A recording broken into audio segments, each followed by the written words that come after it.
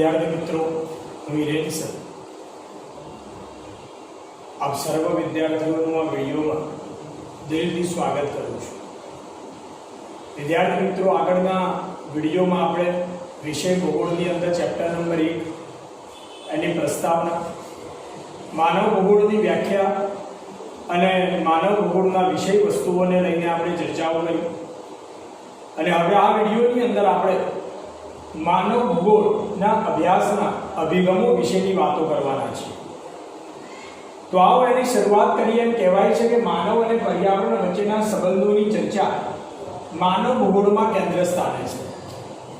એટલે કે વિદ્યાર્થી મિત્રો એમ કહ્યું છે કે માનવ અને પર્યાવરણ આ બંને વચ્ચેના સંબંધ છે। સંબંધ એટલે કે માનવીનો આધાર પર્યાવરણ ઉપર છે અને પર્યાવરણનો આધાર માનવી ઉપર છે। આ બંનેનું જીવન એટલે કે બંને એકબીજા વગર અધૂરા છે। એટલે કે આ બંને વચ્ચેના જે સંબંધ છે એ સંબંધોની ચર્ચા જે ભૂગોળમાં કરવામાં આવી એ ભૂગોળ એટલે તે માનવ ભૂગોળ છે। એટલે કે માનવ ભૂગોળમાં મનુષ્ય એટલે કે માનવી અને પર્યાવરણ આ બંને વચ્ચેના સંબંધો માનવ ભૂગોળની અંદર કેન્દ્ર સ્થાને હોય તેવું આપણને જોવા મળી રહ્યું છે। આગળ સમય પરિવર્તનની સાથે સાથે માનવ ભૂગોળના વિષય વસ્તુ તથા તો તેના અભ્યાસ કરવાની પદ્ધતિઓ અને પ્રવિધિઓ અને અભિગમો પણ બદલાતા રહ્યા છે। એટલે કે જેમ જેમ સમય જતો ગયો, સમયમાં જેમ જેમ પરિવર્તન આવતું ગયું, એ પરિવર્તનની સાથે સાથે માનવી અને પર્યાવરણ આ બંને વચ્ચેના જે સંબંધો હતા એ સંબંધોની અંદર પરિવર્તન આવતું જાય છે। જેમ કે આપણે જોઈએ તો પહેલાના સમયગાળા દરમિયાનના જે લોકો હતા એ બધા પર્યાવરણ પ્રેમી હતા અને એમની મુખ્ય આર્થિક પ્રવૃત્તિઓ પર્યાવરણ ઉપર આધારિત હતી।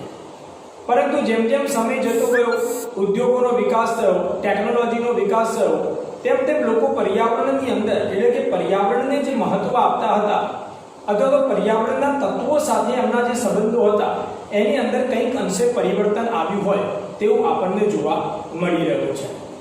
એટલે એનો મતલબ એમ થયો કે જેમ જેમ સમય જતો જાય છે તેમ તેમ અહીંયા કહ્યું છે કે ભૂગોળના વિષય વસ્તુ એટલે કે ભૂગોળનો જે વિષય છે અથવા તો ભૂગોળની અંદર જે અભ્યાસ કરવાની જે પદ્ધતિ છે એની અંદર દિવસે ને દિવસે બદલાવ આવતા હોય તેવું આપણને જોવા મળે છે। તો માનવ ભૂગોળ અભ્યાસના અભિગમો કેટલા? તો માનવ ભૂગોળના અભ્યાસના 3 અભિગમો છે। એમાં સૌથી પહેલો અભિગમ જેનું નામ છે ઐતિહાસિક અભિગમ, બીજો અભિગમ ક્ષેત્રીય વિશ્લેષણ અભિગમ અને ત્રીજો છે પારિસ્થિતિકીય વિશ્લેષણ અભિગમ। એટલે કે 3 પ્રકારના અભિગમ દ્વારા એટલે કે વિચારો દ્વારા ભૂગોળનો અભ્યાસ કરવામાં આવી રહ્યો છે। તો એમાં સૌથી પહેલું કહ્યું છે ઐતિહાસિક અભિગમ। તો શું છે એમાં? તો કે માનવીના ઉદ્ભવથી માંડી અને વર્તમાન સમય સુધી પ્રાકૃતિક પર્યાવરણ સાથે તેના સંબંધો હંમેશા પરિવર્તનશીલ રહ્યા છે। એટલે કે વિદ્યાર્થી મિત્રો, માનવીનો ઉદ્ભવ થયો ત્યારથી શરૂ કરીને વર્તમાન સમય સુધી એટલે આજ દિન સુધી પ્રાકૃતિક પર્યાવરણ સાથે માનવીના સંબંધો હંમેશા પરિવર્તનશીલ રહ્યા છે। એટલે એનો મતલબ એમ કે પ્રકૃતિના તત્વોની સાથે માનવીના જે સંબંધો હતા એ સંબંધોની અંદર પરિવર્તન આવતું હોય તેવું આપણને જોવા મળે છે। મેં તમને હમણાં જ કહ્યું કે પહેલાના સમયગાળા દરમિયાનનો માનવી હતો એ પ્રાકૃતિક પર્યાવરણ ઉપર આધારિત પોતાનું જીવન જીવતો। કેમ? કારણ કે એ વખતે લોકોની મુખ્ય આર્થિક પ્રવૃત્તિ ખેતી હતી।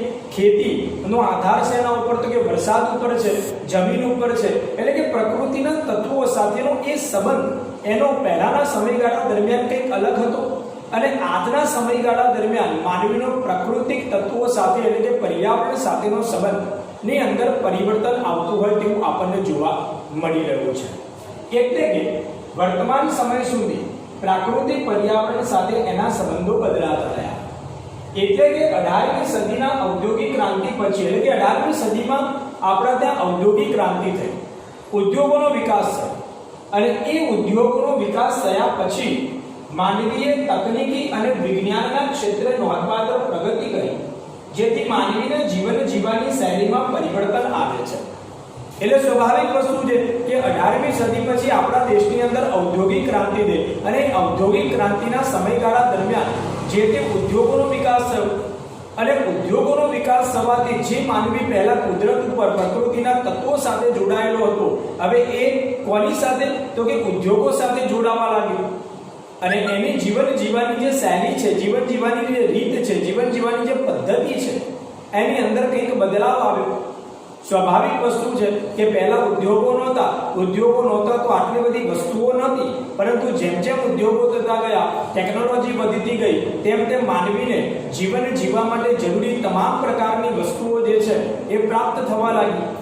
એટલે સ્વાભાવિક વસ્તુ કે માનવીનું જીવન જીવવાની શૈલી, જીવન જીવવાની જે રીત છે, એમાં કંઈક બદલાવ આવતો હોય તેવું આપણને જોવા મળી રહ્યું છે. જેમ કે જોઈએ તો પહેલાના સમયગાળા દરમિયાન લોકો ભોજન કરવા માટે નીચે જમીન ઉપર બેસીને ભોજન લેતા હતા, અને જેમ જેમ ઉદ્યોગોનો વિકાસ થતો ગયો, ઉદ્યોગોનો વિકાસ થવાથી ફર્નિચર બનવા લાગ્યા, ફર્નિચર બન્યા એટલે એમાં ડાઇનિંગ ટેબલ આવ્યું, અને ડાઇનિંગ ટેબલ આવતા લોકો હવે ડાઇનિંગ ટેબલ ઉપર બેસીને જમે છે.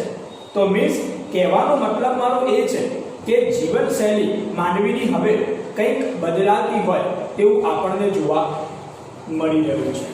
હવે આ અભિગમ દ્વારા માનવ અને પર્યાવરણમાં સમયની સાથે થયેલા પરિવર્તન સ્પષ્ટ રીતે સમજી શકાય. એટલે ઐતિહાસિક અભિગમ આપણને વિદ્યાર્થી મિત્રો એવું સમજાવે છે કે જેમ જેમ સમય થતો જાય છે, તેમ તેમ માનવી અને પર્યાવરણ આ બંને એ સમયની સાથે સાથે તેમાં કંઈક ને કંઈક પરિવર્તન આવતું હોય તેવું આપણને જોવા મળે છે. એટલે કે બંને પરિવર્તનશીલ છે, પર્યાવરણ પણ પરિવર્તનશીલ છે અને માનવી પણ પરિવર્તનશીલ છે. આ બંનેની પરિવર્તનની જે શૈલી છે, જે રીત છે, એનો અભ્યાસ ઐતિહાસિક અભિગમમાં કરવામાં આવ્યો છે. બીજો અભિગમ તેનું નામ છે ક્ષેત્રીય વિશ્લેષણ અભિગમ. હવે ક્ષેત્રીય વિશ્લેષણ અભિગમ એટલે વિદ્યાર્થી મિત્રો કે વિશ્વના વિભિન્ન પ્રદેશો અને ભાગોમાં વસતા માનવીના માનવ સર્જિત પર્યાવરણને પ્રાધાન્ય આ અભિગમથી પ્રાપ્ત થાય છે.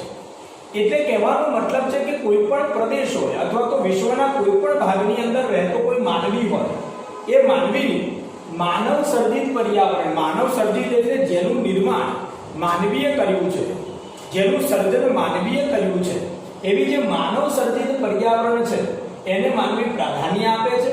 અને આ અભિગમથી આપણને એવું પ્રાપ્ત થાય કે માનવી હંમેશા માનવ સર્જિત જે બાબતો છે એને હંમેશા પ્રાધાન્ય આપતો હોય તેવું જોવા મળે છે.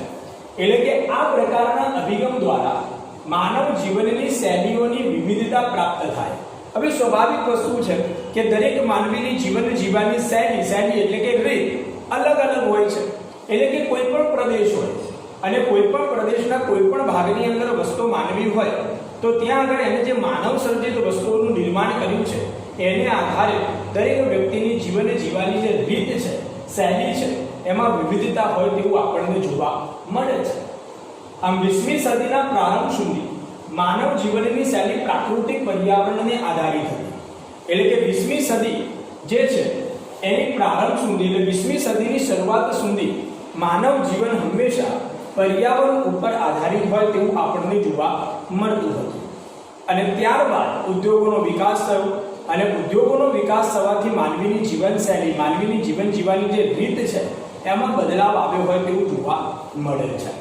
અને ત્રીજું અભિગમ છે જેનું નામ છે પારિસ્થિતિક વિશ્લેષણ અભિગમ.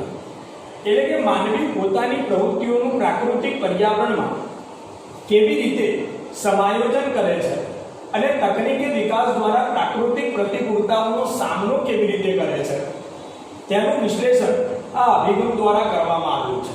એટલે એનો મતલબ એમ થયો કે માનવી પોતાની પ્રવૃત્તિઓનું પ્રાકૃતિક પર્યાવરણમાં કેવી રીતે આયોજન કરે. હવે સ્વાભાવિક વસ્તુ છે કે માનવી ક્યાં રહે છે તો કે ભાઈ સમાજમાં, અને આપણી આજુબાજુ શું છે તો કે પર્યાવરણ છે. એટલે માનવીની બધી જ પ્રકારની પ્રવૃત્તિઓ એ કોના ઉપર નિર્ભર છે તો કે પર્યાવરણ ઉપર આધારિત છે. એટલે કહ્યું છે કે પર્યાવરણમાં કેવી રીતે સમાયોજન, એટલે માનવી પર્યાવરણ સાથે કેવી રીતે સમાયોજન સાધે છે, પર્યાવરણ સાથે કેવી રીતે અનુકૂળતા સાધે છે, અને જેમ જેમ આપણા ત્યાં ઉદ્યોગોનો વિકાસ થતો જાય તેના દ્વારા પ્રાકૃતિક પ્રતિકૂળતાઓનો સામનો કેવી રીતે કરે.